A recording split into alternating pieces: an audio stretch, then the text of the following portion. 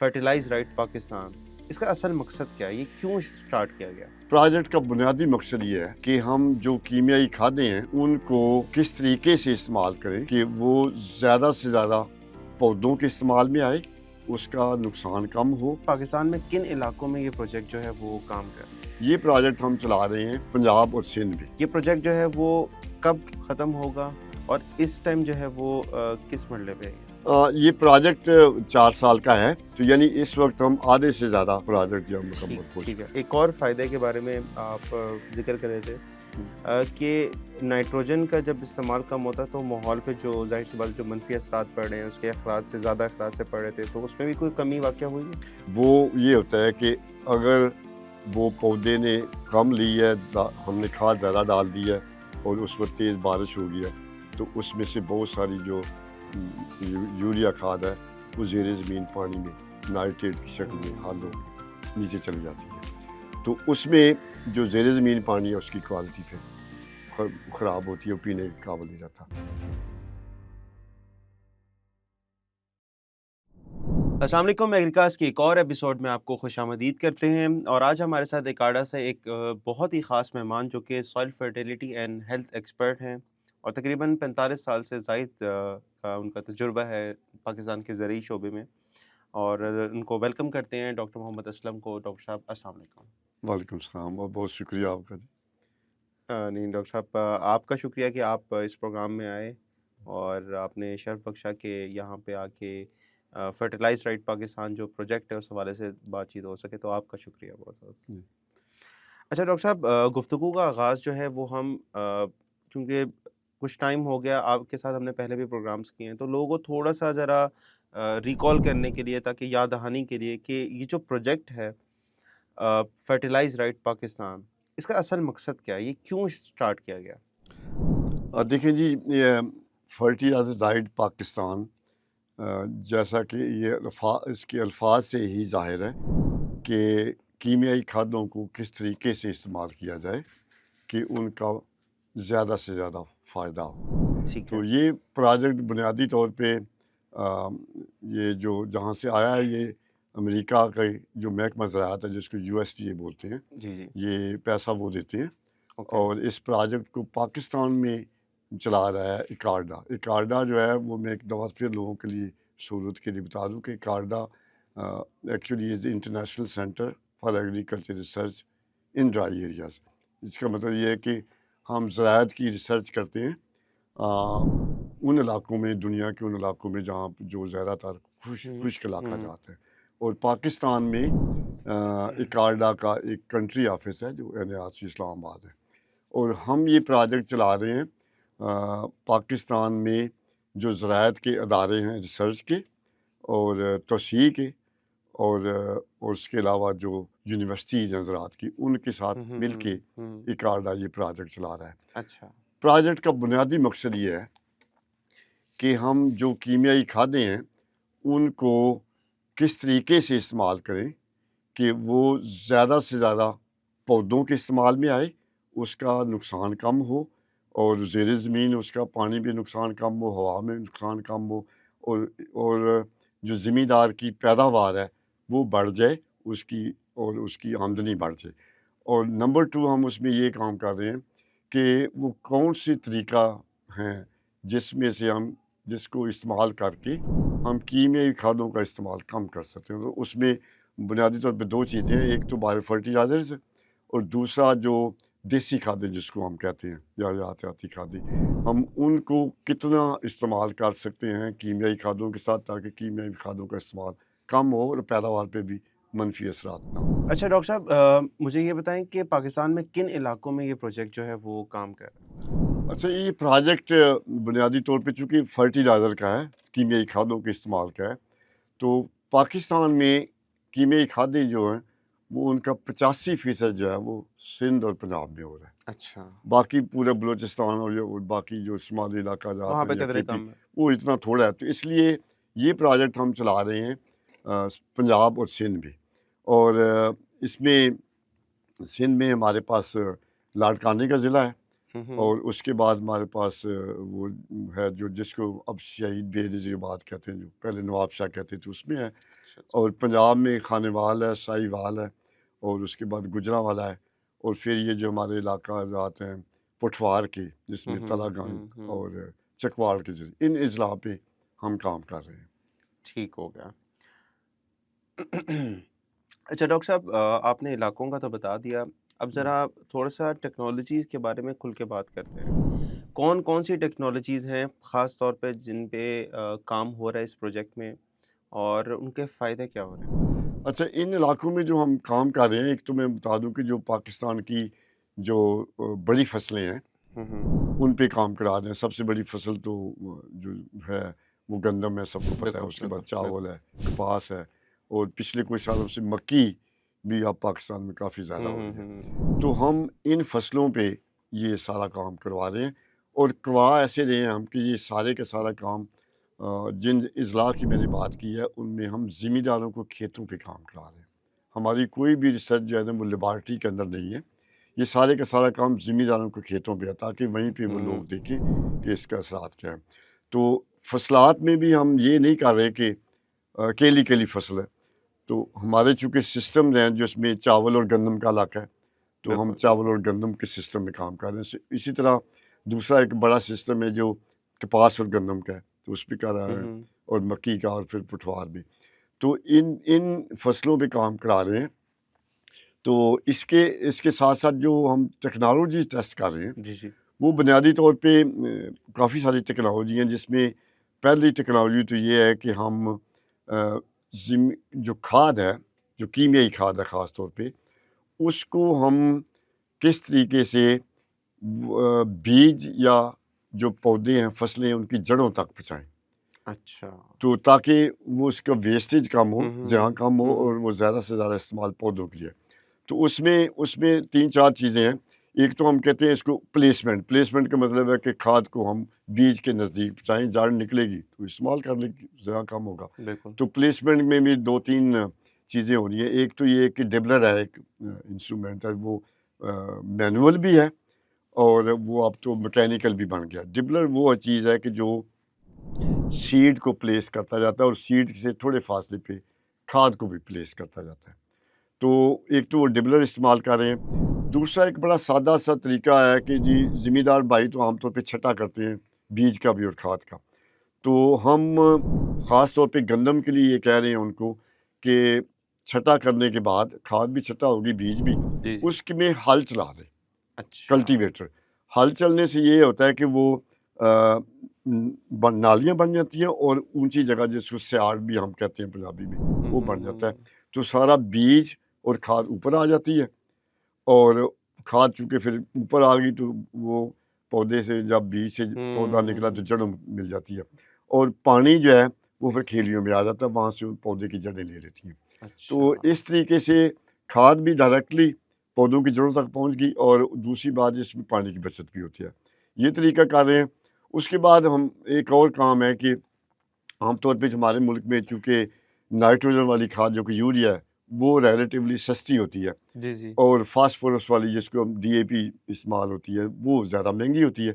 تو عام طور پہ ذمہ دار نائٹروجن زیادہ استعمال کر لیتے ہیں، فاسفورس کم استعمال کرتے ہیں۔ اس کا نقصان یہ ہوتا ہے کہ فصل کی بڑھوتری تو زیادہ ہو جاتی ہے، لیکن جس کو پیداوار یا جھاڑ ہم کہتے ہیں وہ کم ہوتا ہے، اور اس کا نقصان ہوتا ہے ماحول پہ بھی الٹا۔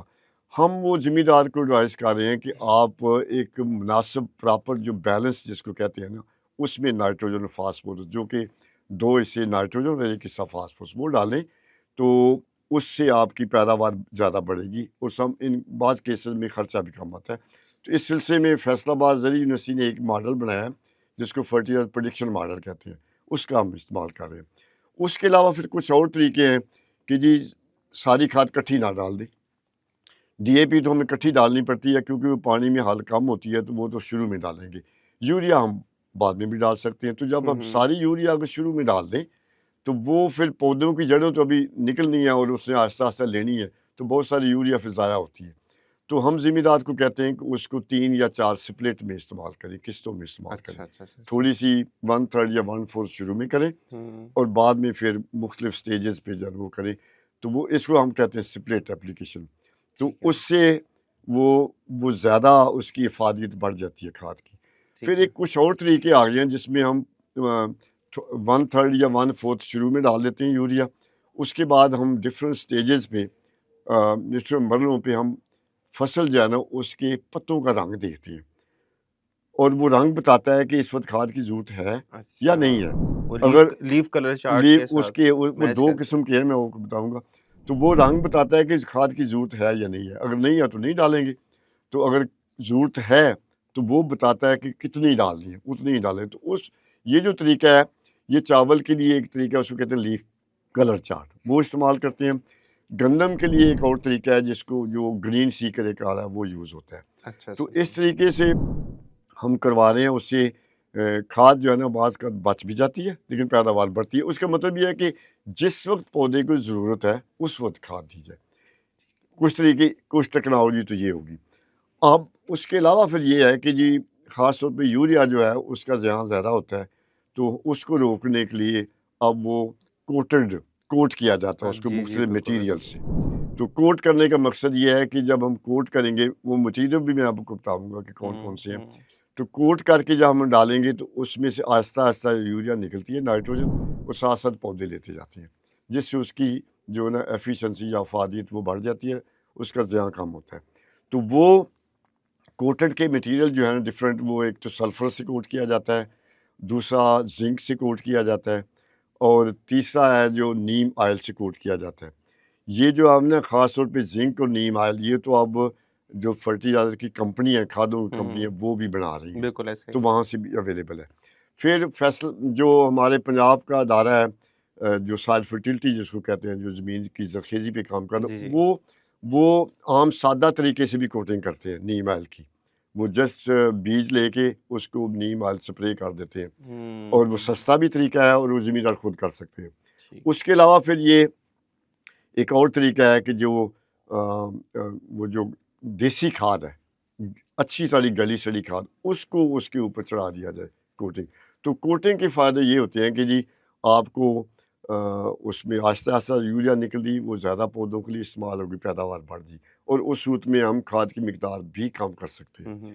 उसके अलावा फिर तीसरा, चूँकि मैंने शुरू में एक बताया था कि हम चाहते हैं कि जी जो कीमियाई खादें हैं उनका इस्तेमाल कम हो, लेकिन ज़मींदार की पैदावार भी कम ना हो। जी, जी, बिल्कुल। मतलब खाद हम कम करें, माहौल पे असरात बेहतर आ जाएँ, पैदावार लेकिन में फ़र्क ना आए। पैदावार में फ़र्क ना आए। तो उसमें 2-3 तरीके, एक तो ये कि कुछ बायो फर्टिलाइज़र अब आ हुँ, गए हैं मार्केट में, जिसमें ये एनआरसी इस्लामाबाद ने भी एक बनाया है बायोज़ोट के नाम से, एक लाहौर से यूनिवर्सिटी बना रही है, उसके बाद निब्जी बना रहे हैं। तो वो जब हम बायो फर्टिलाइज़र इस्तेमाल करते हैं, एक तो वो सस्ते भी हैं और हुँ। कुदरती हैं, उनका नुकसान नहीं है। उससे हम जो कीमियाई खादों की मिकदार है, वो कम से कम 25% कम कर सकते हैं, और लेकिन पैदावार उतनी ही होगी, इन मैनी केसेस पैदावार ज़्यादा भी हो जाती है, और ख़र्चा कम हो जाता है क्योंकि वो सस्ती हैं। तो दूसरा उसके अलावा ये है कि वो सदियों से ज़मींदार देसी खाद इस्तेमाल कर रहे हैं, तो हम भी उनको यही कहते हैं कि जहाँ-जहाँ अवेलेबल है, वो देसी खाद का इस्तेमाल करके भी 25% 25 से 30% आप कीमियाई खादों का इस्तेमाल कम कर सकते हैं।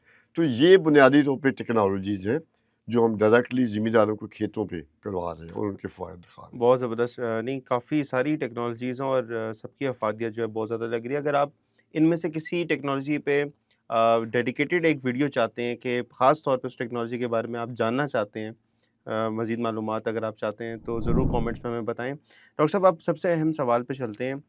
ये प्रोजेक्ट जो है वो कब ख़त्म होगा और इस टाइम जो है वो किस मरहले पे है? ये प्रोजेक्ट 4 साल का है, हुँ, और ये शुरू हुआ था 2023 में अक्टूबर में।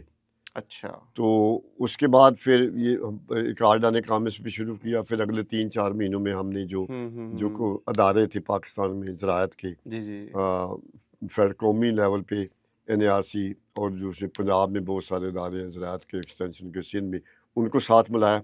तो जो एक्चुअल जो प्रोजेक्ट स्टार्ट हुआ ज़मींदारों के खेतों पे, वो तकरीबन 2024 के बहार में शुरू हुआ था। ठीक है। तो इस वक्त प्रोजेक्ट में हमने गंदम, मक्की और कपास और चावल के 2 सालों के रिज़ल्ट हमारे पास मुकम्मल हो अच्छा, चुके हैं, ज़बरदस्त। और अभी तीसरे साल में हम जा रहे हैं कपास में, और मक्की भी अभी हार्वेस्ट हो गई है, اور اس کے بعد چاول آ رہا ہے اگلے چند ویکس میں، ہفتوں میں، اور اس کے بعد گندم آئے گی، تو پھر یہ پروجیکٹ کمپلیٹ ہو جائے گا.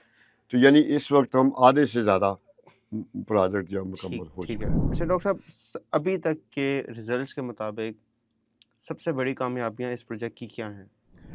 اچھا، اس میں جو مختلف ٹیکنالوجیز میں نے گنوائی تھی، جی. میں ان کے حساب سے میں شروع کروں گا. سب سے پہلے تو یہ کہ جو ہم کہہ رہے ہیں کہ جی آپ ڈبل کریں فرٹیلائزر کو، کھادوں کو، کیمیائی کھادوں کو. ڈبل کرنے کا مقصد یہ ہے کہ بیج کے ساتھ اس کو بالکل قریب پہنچا دیں جی. تاکہ جڑ نکلے تو وہاں سے آپ دے دیں. ٹھیک ہے. تو اس میں ڈبل جو ہے نا، ہم نے 2 فصلوں پہ کروایا ہے، ٹھیک ہے. اور پلیسمنٹ بھی اس کو کہتے ہیں 2 فصلوں پہ کرایا.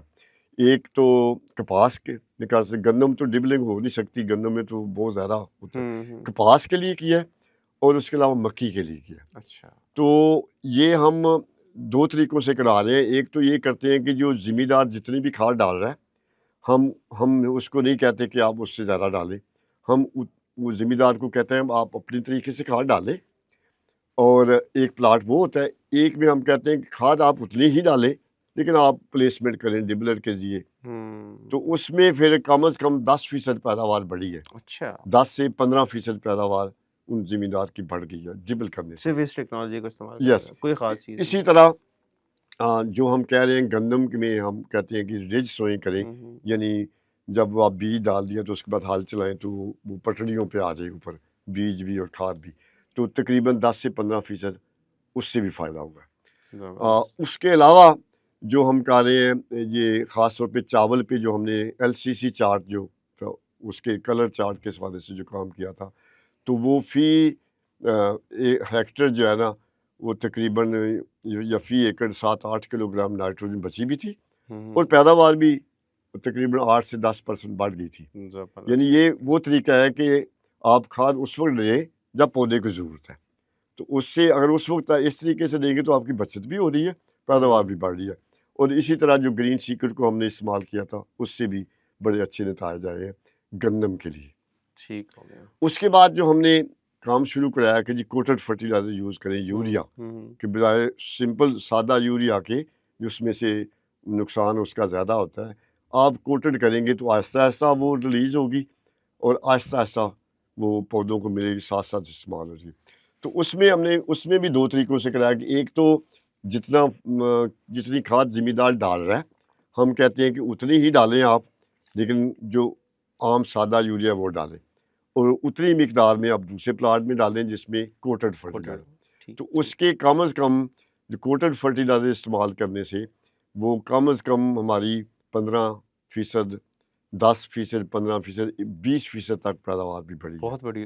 تو اب جب ہم نے یہ دیکھا ہے کہ جی کوٹڈ فرٹیلائزر سے وہ ہم پیداوار بڑھا سکتے ہیں، تو ہم نے سوچا کہ کیوں نہ کوٹڈ فرٹیلائزر کی مقدار کم کی جائے نائٹروجن کی.